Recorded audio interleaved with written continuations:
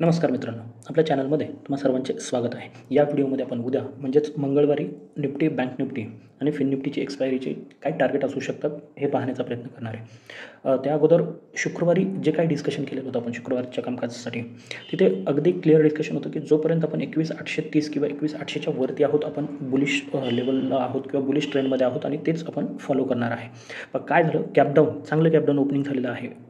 काही कारणांमुळे म्हणजे जे फेड होतं किंवा इतर काही गोष्टी असतील, एक गॅपडाऊन आपल्याला थोडंफार पाहायला मिळालं आणि त्यानंतर काय झालं, छोटंसं खाली आलेलं आहे मार्केट आणि 880ला एक परफेक्ट सपोर्ट. पण आपण इथे ट्रेड घ्यायचा होता का, तर नाही. मी नेहमी या गोष्टी समजून सांगितलेल्या आहेत की काहीतरी फॉर्मेशन बनवू द्यात. मार्केट इथे आलं, इथे थोडं रिट्रेस्ट केलं आणि ज्यावेळेस पुन्हा जो काही सकाळचा हाय बनवला होता तो ब्रेक करताना इथे एक चांगला कॉलचा ट्रेड आपल्याला भेटलेला आहे आणि तो दिवसभर कंटिन्युअस अपट्रेंडमध्ये जाताना जरी कॅन्डल छोट्या छोट्या दिसत असले ना मध्ये, तरी ऑप्शनमध्ये कालचं कन्व्हर्जन खूप चांगलं होतं. म्हणजे अगदी आउट ऑफ द मनीचा ट्रेड जो आपण 80-85 किंवा 90-95 जो काही मिळाला असेल तुम्हाला तिथे ट्राय केलेला आउट ऑफ द मनीचा, तो अगदी 225 होताना आपल्याला पाहायला मिळालेला. पण 225पर्यंत नसेल थांबलं, परंतु जे काही आपण नेहमी सजेस्ट करत असतो 1:2 1:3 या पद्धतीचं टार्गेट येताना पाहायला मिळालं आहे. आणि त्याचबरोबर सेन्सेक्सच्या बाबतीत मी नेहमी एक गोष्ट सांगत असतो की तिथे तुम्हाला टार्गेटच्या ज्या काही आहेत ना त्या ऑर्डर प्लेस करून ठेवावं लागणार आहेत.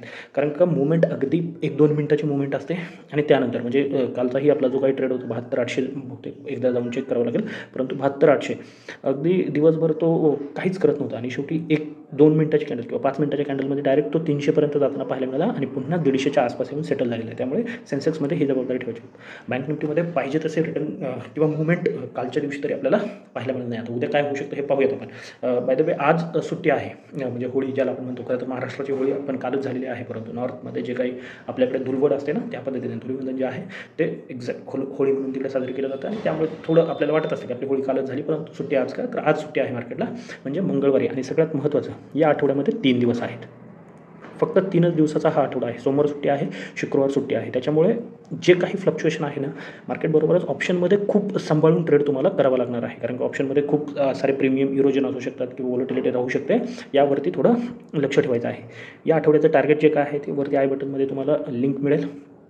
ते विकली ॲनालिसिसमध्ये आपण डिस्कस केलेलं आहे की निफ्टी, बँक निफ्टीचे टार्गेट काय असू शकतात, दोन्ही अपसाईड आणि डाऊन साईडचे. तर आता मंगळवारी आपण कशा पद्धतीने निफ्टीमध्ये पाहिलं तर हे जे फॉर्मेशन आहे ज्याला आपण लोअर हाय आणि लोअर लो फॉर्मेशन म्हणत असतो ते बनताना पाहायला मिळालं आहे. काल फर्स्ट टाईम गेल्या काही दिवसामधून असं पाहायला मिळालं आपल्याला की हा जो हाय आहे ना तो ब्रेक होऊन जो पॅटर्न बेरिश पॅटर्न आहे हा तो ब्रेक होताना पाहायला मिळालेला आहे. हा क्लोजिंगला पुन्हा तिथे येऊन बंद झालेला आहे, परंतु तो पॅटर्न ब्रेक होताना पाहायला मिळालेला आहे. म्हणजे पुन्हा एकदा मार्केट जो बुलिश ट्रेंड आहे ना तो कंटिन्यू करण्याच्या विचारामध्ये आहे किंवा तसं फॉर्मेशन तरी ॲटलिस्ट आपल्याला पाहायला मिळते. मग आता उद्या काय प्लॅनिंग असलं पाहिजे आपलं. सगळ्यात महत्त्वाचं, मार्केटने ज्या पद्धतीने 880 पासून तर अगदी 180पर्यंतचा प्रवास एका दिवसामध्ये होताना पाहायला मिळाला. शेवटी थोडंफार प्रॉफिट बुकिंग आलेलं आहे. मग हे कंटिन्यू करण्यापेक्षा ही बेस्ट वे असू शकतो. मार्केट पुन्हा एकदा या पद्धतीने खाली येऊन मग ट्रेंड कंटिन्यू करणार आहे आणि तोच बेस्ट ट्रेड आपल्यासाठी उद्या बनू शकतो. मग यासाठी काय महत्त्वाचं आहे, जर मार्केट फ्लॅट ओपन होतं ना तर थोडं खाली येऊन जर वरती जातं आहे म्हणजे डबल बॉटम असेल किंवा हॅमर असेल, कोणतंही फॉर्मेशन बनवतं तर तो बेस्ट ट्रेड असणार आहे. फक्त आता एक कन्फ्युजन होऊ शकतं, ज्या पद्धतीने 22,097च्या आसपास मार्केट बंद आहे तर 3 लेवल आहेत या 100 पॉईंटमध्ये की जिथून मार्केट पुन्हा एकदा वरती जाऊ शकतं. तर त्यामधली पहिली लेवल जी असणार आहे ती आहे 22,060, दुसरी आहे 22,040 आणि तिसरी लेवल आहे 22,000. म्हणजे 21,980 ते 22,000 ही जी सायकोलॉजिकल लेवल आहे ना ती महत्त्वाची. म्हणजे जोपर्यंत आपण याच्या वरती आहोत तोपर्यंत आपण बुलिश आहोत आणि बाईंगचाच विचार करणार आहे. मग नेहमीप्रमाणे आपलं 15 ते 20 पॉईंटचं स्टॉप लॉस असलं पाहिजे. 1:2 1:3 हे टार्गेट असलं पाहिजे. मग काय होऊ शकतं, फक्त आता हे लाईव्ह मार्केटमध्ये ठरवायला लागणार आहे तुम्हाला. 22,060ला ट्रेड मिळू शकतो, 40ला किंवा 22,000च्या आसपास तुम्हाला बुलिश ट्रेड मिळू शकतो. पण या कोणत्याही लेवलला ब्रेक होताना पुढचा ट्रेड मात्र ट्राय करायचा नाही आहे. जोपर्यंत 22,000 ब्रेक होत नाही आहे ना तोपर्यंत आपण पुढचा ट्रेड ट्राय करणार नाही. अगोदर बाईंगचे ट्रेड विचारात घेऊ. Buying in the sense long साईडचे ट्रेड विचारात घेऊयात. मग इथून आपण जर बाईंग पोझिशन बनते अगदी कोणत्याही लेवलला तर पहिलं टार्गेट हे आपलं 22,120. त्यानंतर दुसरं टार्गेट जो काही कालचा हाय बनलेला आहे 22,175च्या आसपास आणि मग त्यानंतर 22,220 240 हा झोन आहे आणि अगदी फायनली 22,300पर्यंतचा प्रवाससुद्धा आपण पाहू शकतो. लक्षात घ्या 22,300 फायनल टार्गेट. राऊंड फिगर सांगितली 300-320 तुम्ही पकडून चालू शकता. हे झालं फ्लॅट नंतर खाली येत असताना. फ्लॅट नंतर जर डायरेक्ट वरती जायला सुरुवात करते मार्केट, थोडा वेळ सस्टेन करते आणि ब्रेकआउट देते. तो ब्रेकआउट कुठे असला पाहिजे 22,120च्या वरतीच 22,130 22,120 ही लेवल म्हणजे कुठे सस्टेन करते किंवा कन्सोलिडेशन करते त्यावरती अवलंबून राहू शकतं. ते 25च्या आसपास करू शकतं, 15च्या आसपास, परंतु 22,120च्या वरती ब्रेकआउट येतोय तर मात्र आपण पुन्हा बाईंगमध्येच विचार करणार आहोत आणि त्याचं टार्गेट जे आहे ते पुन्हा तेच 22,175 22,220 240चा झोन आणि 22,300 या टार्गेटसाठी. फक्त एक काळजी घ्यायची की जर मार्केट गॅपअप होतंय, गॅपअप ही कुठं अगदी 22,180च्या वरती आणि 22,220च्या मध्ये कुठेतरी गॅपअप होतोय ना तर मार्केटला सस्टेन करू द्यात.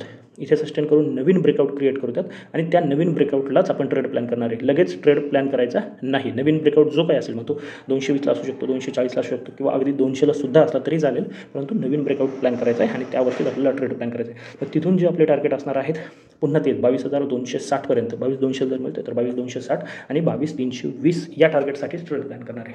जर काही चांगली न्यूज असेल किंवा चांगला बॅकअप आपल्याला दिसत असेल, निफ्टीमध्ये बाईंग प्रेशर चांगला वाटत असेल किंवा त्यावेळेस रिलायन्स TCS यांच्यामध्ये बाईंग येत असेल, HDFC बँक, तर मात्र मग 22,380 पर्यंतचा प्रवाससुद्धा आपण पाहू शकतो. कधी गॅपअप होऊन मार्केट सस्टेन करतं आहे. तर हे झाले अपसाईडला जाणारे सर्व लेवल. आता डाऊन साईड कुठे प्लॅन करू शकतो तर सगळ्यात महत्त्वाची जी लेवल आहे ना ती आहे 22,000.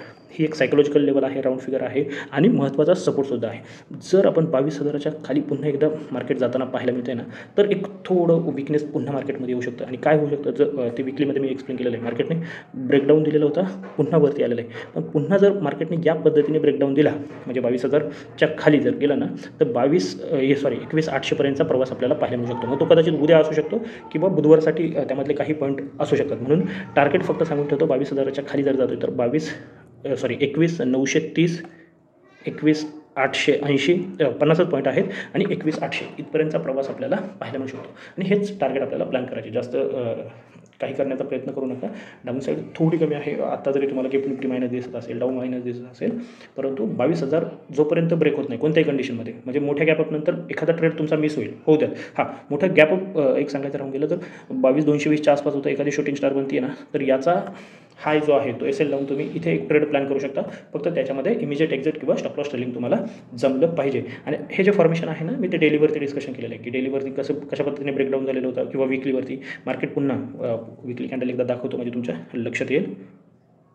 एक मिनिट व्हिडिओ थोडा या पद्धतीने म्हणजे काय होऊ शकतं कदाचित ज्या पद्धतीने मार्केटने हा एक महत्त्वाचा सपोर्ट होता, रेड कॅन्डलने तो ब्रेक केला, हा लोसुद्धा ब्रेक झाला, मार्केट खाली गेलं परंतु पुन्हा वरती आलेलं आहे. मग हे होतं जर मार्केट पुन्हा अशा पद्धतीने खाली गेलं ना तर मात्र एक मोठा फॉल येऊ शकतो. कधी ही जी रेड कॅन्डल आहे ना तिचा लो ब्रेक होता, एक मोठा फॉल येऊ शकतो. बरेच जण वाट पाहतील इथपर्यंतचा, परंतु मग आपल्याला हे टार्गेट मिळू शकतं आणि मग याच्या खाली फ्रेश ट्रेड आपल्याला पुन्हा एकदा करता येऊ शकतो. फक्त त्यावरती एक लक्ष ठेवा. डेली बेसिसमध्ये मंगळवारी होतं आहे किंवा बुधवारी होतं आहे हे पाहणं महत्त्वाचं ठरणार आहे. आता बँक निफ्टीमध्ये काय होऊ शकतं ते एकदा पाहून घेऊयात.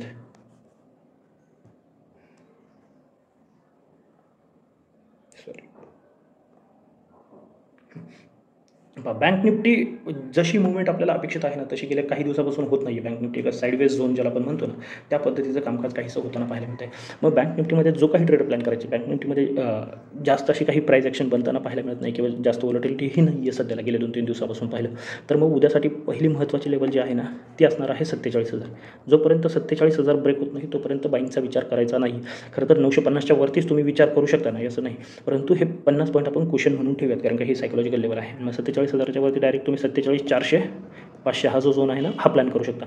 मग डायरेक्ट 400-500 पॉईंटचं टार्गेट ठेवण्यापेक्षा तुम्ही त्याला 200-200 किंवा 250-250 पॉईंटमध्ये डिवाईड करू शकता. म्हणजे 47,200 मी राऊंड फिगर सांगतो आहे, 47,200 आणि 47,400 जर 450 ब्रेक होते तर मग उद्याच आपल्याला 47,600 सुद्धा पाहायला मिळू शकतं. शक्यता थोडी कमी आहे परंतु आणि यावेळेस बुधवारी एक्सपायरी नाही गुरुवारी आहे हेही लक्षात ठेवायचं कारण का मंथली एक्सपायरी बँक निफ्टीचे गुरुवारी असते. म्हणून 47,600 पर्यंतचा प्रवास आपण अपसाईडला पाहू शकतो. पण तोपर्यंत 46,950 एक चांगला रेजिस्टन्स किंवा 47,000 हा 50 पॉईंटचा झोन आहे ना चांगला रेजिस्टन्स पाहायला मिळू शकतो. म्हणजे मार्केट फ्लॅट ओपनिंगनंतर इथे येऊन पुन्हा इथे बेरिश फॉर्मेशन बनते ना तर या टार्गेटसाठी खूप मोठं टार्गेट नाही आहे, 150-200 पॉईंटचंच टार्गेट आहे. तिथपर्यंत तुम्ही एक छोटे मोठे स्कॅल्पिंग ट्रेड जे म्हणतात ना ते करू शकता प्लॅन. डाऊन साईड कुठे ट्रिगर होऊ शकते जरी हा मध्ये गॅप दिसत असला तुम्हाला तरी ही महत्त्वाची लेवल हीच असणार आहे. म्हणजे जोपर्यंत 46,600 राऊंड फिगर सांगतो 46,600च्या वरती आहोत ना तोपर्यंत कोणतंही बेरिश साईन आपल्याला बँक निफ्टीमध्ये नाही आहे. म्हणजे शॉर्टचे ट्रेड आपल्याला प्लॅन करायचे नाही. 600 ब्रेक होताना सुद्धा लगेच प्लॅन करायचं नाही आहे. हां, कधी प्लॅन करू शकता जर मार्केट इथे येते सस्टेन करते बराच वेळ आणि मग ब्रेक करते तर 600 ब्रेक होताना तुम्ही ट्रेड प्लॅन करू शकता. आणि अगदी सेफ ट्रेडर असाल तुम्ही तर 46,500 ब्रेक होण्याची वाट पहा. 46,500च्या खाली मग अगदी 46,000 हे टार्गेट तुम्ही पाहू शकता. मग 46,000मध्ये सुद्धा डायरेक्ट 500 पॉईंट घेण्यापेक्षा तुम्ही 200-200, 300-300 किंवा 150-150 पॉईंटचे 3 टप्पे किंवा 200-200 पॉईंटचे 2 टप्पे अशा पद्धतीने तुम्ही बनवू शकता. आता बऱ्याच जणांना हाही प्रश्न पडेल की 200-200मध्ये 500चे 2 टप्पे कसे होतात.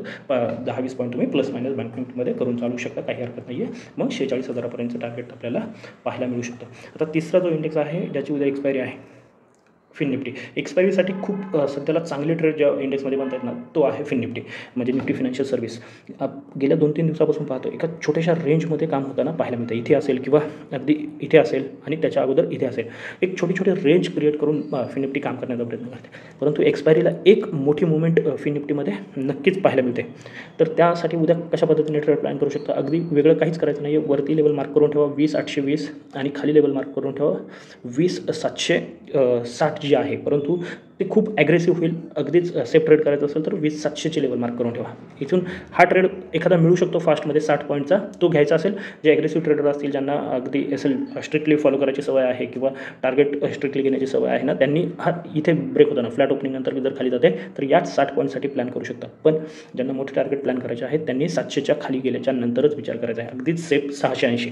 तर याच्या खाली जर तुम्ही निघताय तर मात्र एक 100-125 पॉईंटचा इमिजिएट फॉल पाहायला मिळू शकतो. आणि याच्यावरती सुद्धा अगदी 21,000चा प्रवाससुद्धा आपल्याला फिन निफ्टीमध्ये पाहायला मिळतो. मधल्या लेवल मी सांगत नाही आहेत, कारण की ती मुवमेंट खूप फास्ट असते आणि एक्सपायरीच्या दृष्टीने मग तुम्ही ज्या पद्धतीचे in the money, at the money, out of the money trade plan करता, ज्याला आपण 0 हिरो ट्रेड वगैरे म्हणतो ना, त्या पद्धतीचे ट्रेड तुम्हाला इथे फिन निफ्टीमध्ये उद्या मिळू शकतो. आणि 2-3 दिवसाच्या एका कन्सल्टेशन फेजनंतर एक चांगली मुवमेंट फिन निफ्टीमध्ये एक्सपायरीला अपेक्षित आहे, जे की उद्या होताना आपल्याला पाहायला मिळेल. फक्त या 2 लेवल मार्क करून याच्यावरती बाईंगची पोझिशन क्रिएट करू शकता आणि याच्या खाली सेलिंगची पोझिशन.